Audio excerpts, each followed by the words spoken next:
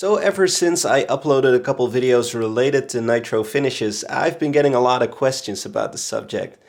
And that's what got me thinking about doing a full nitro finishing tutorial. So that's what I'm going to start with today.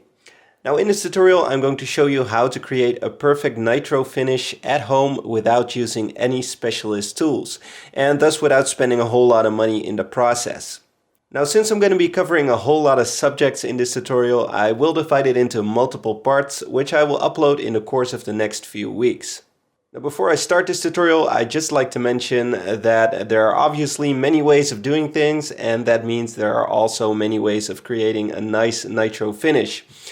I'm not claiming that what I'm about to show you is the only way of doing it. It's simply the way I like doing it, and it allows me to create nice finishes very consistently. Now, that being said, let's get started. So here's what you're going to need for this tutorial. You're going to need at least 1 can of each of the following: sealer, primer, color, and clear coat. Now, if this is your first time doing this, you might need a little bit more than this, depending on how many mistakes you're going to make. However, as you progress, you're going to get better at it, and you'll be able to do it with less lacquer. Now, these spray cans are made by a variety of manufacturers. I've tried about half a dozen of them, and I haven't really found any major differences in terms of quality. I like getting them at Manchester Guitar Tech simply because they provide excellent customer support. They are, however, located in the UK, so if you live in the US, StewMac is also a great option. Now, it may be clear at this point that I'm going to be doing a high gloss solid color finish, simply because it requires the most steps. However, if you're going to be doing a natural finish, the process is pretty much the same, except for that you're going to skip the primer and color coat. Now, if you're going to be doing a butterscotch or a sunburst finish, for example, the process will be a little bit different, but I'll probably do a tutorial about that at some point in the future. Now, the next thing you're going to need is sandpaper in various grits. You're going to need some of it for preparing the surface. You're going to need some of it to sand the grain filler if you're going to use that. And you're going to need some of it to sand the finish once it's applied. That being said, I recommend getting the following grits: 240, 400, 600, 1000, 1500, and 2000. Now, the specific brand isn't very important here. Any quality brand will do. However, be sure that starting with the 1000 grit, your sandpaper should be suitable for wet sanding. And even though it's not absolutely necessary, I do recommend getting some sanding blocks for your sandpaper. I like using these Kovac sanding blocks since they're nice and solid, but they do have a little bit of give to them. Of course, most sanding blocks will do the job just fine. Now, depending on what kind of wood you're going to be finishing and whether or not you're going for a high gloss finish, you might need grain filler as well. Now, if you don't know what this is, don't worry, I will explain later in this video. Now, a lot of people like to use a grain filler with a wood filler type structure, but personally I prefer a liquid type grain filler. So I use this transparent grain filler by Aeronaut, which is a German company. However, this is very similar to the StewMac transparent grain filler. Now, not everybody likes using this type of grain filler, but I definitely recommend giving it a try. It does require a couple of coats to fill up the grain completely, but the drying time is very short, and it adds some richness to the wood instead of making it look dull like a lot of other grain fillers. Now, if you're going to be using this type of grain filler, you're also going to need a brush to apply it. Now, to achieve that nice mirror finish, you're going to need some polishing compound. I like using these color tone polishing compounds by StewMac, and I use the medium, fine, and swirl remover. You're also going to need some kind of finish cleaner. Now, a lot of people like using naphtha. I like using mineral spirits, but both will do a good job on nitro. And it helps to have some old rags handy. An old t-shirt, for example, will do just fine. Also, you're going to need a good and clean polishing cloth. Now, the last thing you're going to need is some kind of spraying mask. I do recommend investing in a good mask because inhaling nitro is extremely bad for your health, even if you're going to be spraying outside. That being said, don't get a simple dust mask because it will not protect you. So now that we have our supplies, we can get started on the actual finishing process. Now the first and perhaps most important step of the process is preparing the surface you're going to be finishing. Without a perfectly prepared surface, it's going to be very difficult to create a perfect finish. So be sure to take your time on this first step and you will be rewarded in the end. So before I continue, let's talk a little bit about wood grain. Now on my bench I have two pieces of wood. On the left I have a piece of alder and on the right I have a piece of mahogany. Now on both of these pieces of wood you can clearly see the wood grain. However, on the mahogany you can also feel it. So basically the wood grain consists of all of these tiny dimples in the surface. So if I run my fingernails across it, it's got this textured feel to it. When I do the same on the alder, it's completely smooth. So mahogany is what we refer to as an open-grained wood. Other examples of open-grained woods commonly used in guitar building are ash and rosewood. So if you're going for a high gloss finish, you're going to want to fill up those grains before finishing. And that's where grain filler comes in. Now you could also choose not to fill up the grain, for example like I did in my satin nitro finish video. However, in this video I'm going for a high gloss finish, so I will use the grain filler. But before I do that, let me show you why it's so important to create a perfect surface for finishing. Now let's say this is an imperfection on the surface of the body or neck you're going to be finishing. Of course, this is highly exaggerated for demonstration purposes. So let's say we're going to spray a nice coat of nitro on this imperfect surface. You might expect it to fill up that imperfection completely. However, in reality, that's not what's going to happen.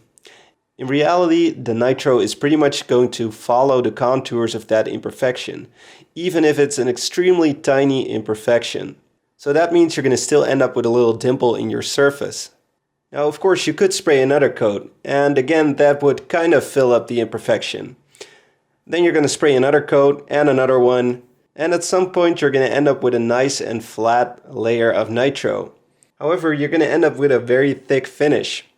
Now, of course, you could decide to sand it all down and create a nice thin finish, but at this point you're basically using nitro as a filler, wasting a lot of good lacquer. Also, since nitro tends to shrink quite a lot as it ages, it doesn't make a very good filler. There's a good chance the imperfection will become visible again as time passes. So basically your goal is to fill up those imperfections before you even start finishing. Now this is the body that I'm going to be finishing for this tutorial. It's an ash body that I recently made, and I already finished an all rosewood neck to go with it. I think it'll look great with a surf green finish, so that's what I'm going for. Now as I mentioned before, ash is an open grained wood, so it's going to need grain filler. Before I apply it though, I'm going to make sure all of the surfaces are absolutely smooth. Now I'm going to assume that whatever you're finishing is in a relatively good condition. And in that case, the first step is to sand it with 400 grit sandpaper. I already did that with this body, so I'll skip that step. However, whenever you're sanding, it's a good time to inspect the body or neck completely for any minor imperfections. While sanding this body, I found a couple small tool marks, but these are small enough to be filled by the grain filler, so I'm not going to worry about them too much. Also, you may notice some burn marks from the router, and if this was going to be a natural finish, those would of course not be acceptable.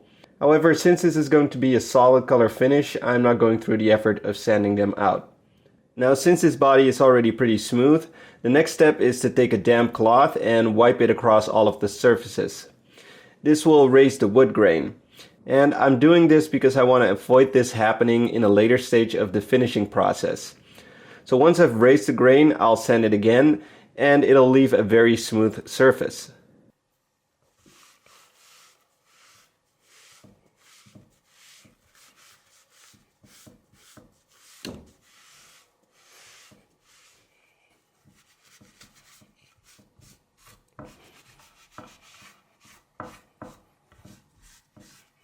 So even though the surfaces were pretty smooth before, you can now clearly see that by raising the grain, it is now fairly rough. So I'm going to go ahead and sand it with 600 grit sandpaper until it's nice and smooth again.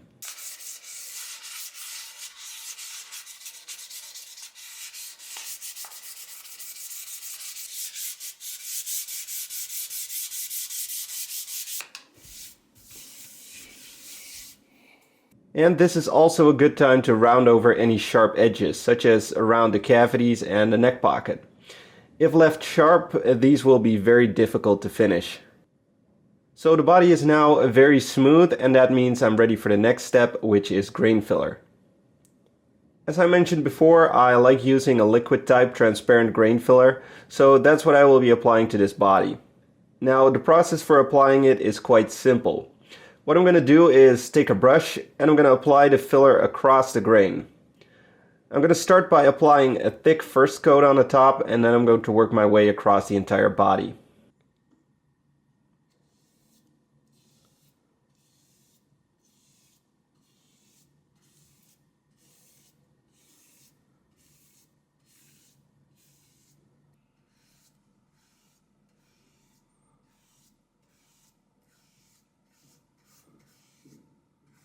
So I've applied the first coat, and looking at the result, it may seem as if the grain is already nicely filled.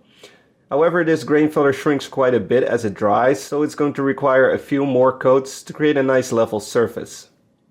I'm now going to let it dry for about 20 minutes, and then I'll apply the second coat. I'm going to repeat that process until I'm confident the wood grain has been fully filled.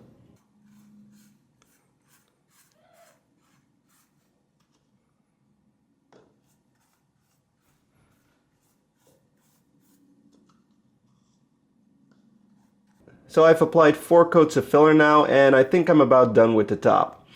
You might notice that it's still possible to see the grain, and that's because the filler will shrink the most in those areas. As long as the low spots in the filler are above the surface of the wood, I've applied enough grain filler. And after sanding it all down, I'll end up with a nice level surface. That's also why it's okay to apply fairly thick coats. Most of it will be sanded off anyway. So now I'm going to go ahead and take care of the rest of the body.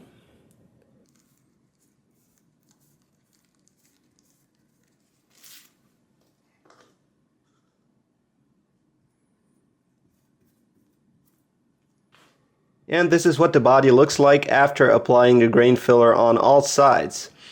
Now on camera it might look pretty good, but it's actually far from being smooth. So the next step is to take a sanding block with some 240 grit sandpaper and sand it until I've created a nice level surface.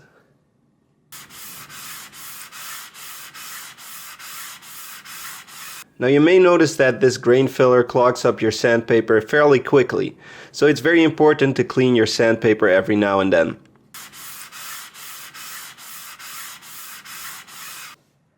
So while you're sanding, you want to be on the lookout for these lighter spots. Those are the high spots in your finish, and you're going to want to sand those out to create a nice level surface.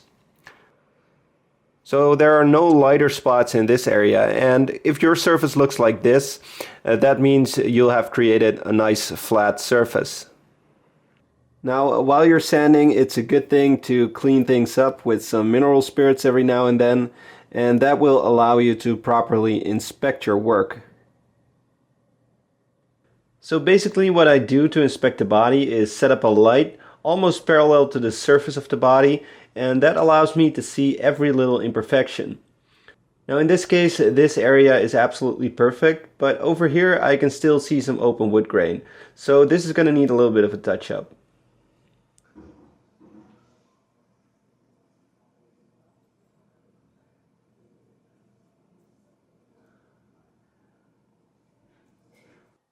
So I've touched up the spots that needed some extra filling, and I'm now going to sand them down again. And that's basically what grain filling is: application and sanding it down again. Repeat it until the surface is nice and flat.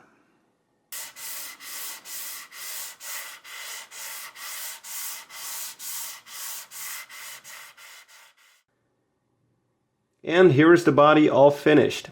All of the surfaces are now flat and smooth, and that means it's ready to be finished. Now this is your last chance to make sure everything is perfect before you actually start finishing, so take your time to inspect your work thoroughly. And that's about all I'm going to cover in this first part. I realize that a large portion of this video has been about grain filler, but even if your project doesn't require it, I hope I've demonstrated how important it is to get things as perfect as possible before starting the actual finishing process. This will make the next steps a lot easier. In part 2 of this tutorial, I will show you the actual finishing process, starting with sealer and primer, and then moving on to color and clear coat. Now, I've tried to be as detailed as possible in this video without making it extremely long. However, if you still have any questions about this part of the finishing process, just leave them in the comments below and I will try to help you out as best as I can. For now, thanks for watching and I hope to see you again in part 2 of this tutorial.